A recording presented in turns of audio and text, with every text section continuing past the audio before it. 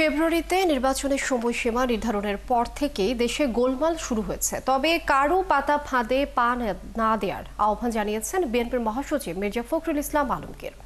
বিকেলে ঢাকা বিশ্ববিদ্যালয় টিএসসি মিলনায়তনে জুলাই অভ্যুত্থানে শহীদ ছাত্রদের স্মরণে ছাত্রদলের সভায় অংশ নিয়ে একথা বলেন বিএনপির মহাসচিব।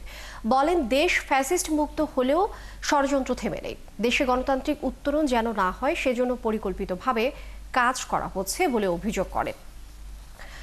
অভ্যুত্থানে শহীদদের অবদান স্মরণে পাশাপাশি আহতরা কোনো যথাযথ সহযোগিতা পাচ্ছেন না, সেদিকে সরকারকে দৃষ্টি দেওয়ারও আহ্বান জানান বিএনপির মহাসচিব।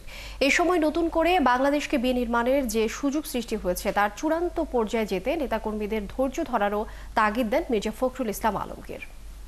পরিকল্পিতভাবে এই গণতন্ত্রের যেন উত্তরণ না ঘটে তার জন্য কাজ শুরু হয়েছে।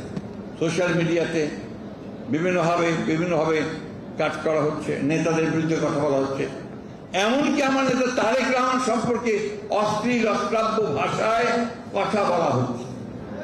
এটা কেন করা হচ্ছে? ভয় পেয়ে। তারা ভয় পেয়েছে এদের কোনো পাতা ফাঁদে আমরা পা দেব না। এরা ফাঁদ পাচ্ছে, আমাদেরকে প্রভোগ করছে যে আমরা যেন আমরা ঝাঁপিয়ে পড়ি, প্রতিবাদ করি, কনফ্রন্টেশন করি, এমন একটা অবস্থা তৈরি করি যেন গণতন্ত্রের উত্তরণটা ব্যাহত হয়।